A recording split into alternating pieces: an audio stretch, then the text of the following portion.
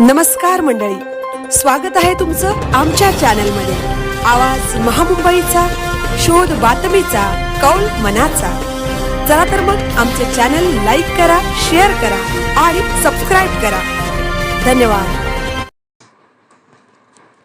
महाबळेश्वरच्या ली मेरिडियन हॉटेलमध्ये विनयभंगाचा प्रकार, सेल्स असिस्टंट मॅनेजरवर गुन्हा दाखल।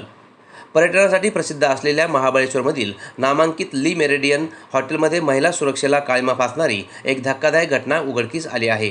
हॉटेलमध्येच कार्यरत असलेल्या एका 29 वर्षीय तरुणीचा विनयभंग केल्याप्रकरणी सेल्स असिस्टंट मॅनेजरवर महाबळेश्वर पोलीस ठाण्यात गुन्हा दाखल करण्यात आला आहे।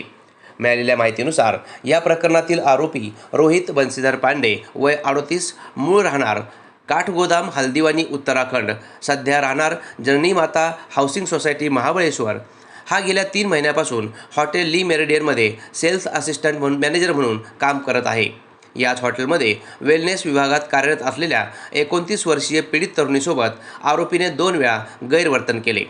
पहिली घटना 15 जानेवारी 2026 रोजी सायंकाळी 5:30 वाजण्याच्या सुमारास, तर दुसरी घटना 24 जानेवारी 2026 रोजी दुपारी 3 वाजण्याच्या सुमारास।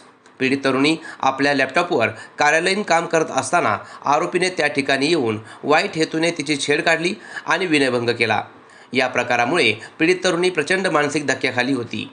सुरुवातीला घाबरलेल्या तरुणीने अखेर धैर्याने पोलीस ठाणे गाठले आणि घडलेला सर्व प्रकार पोलिसांना सांगितला।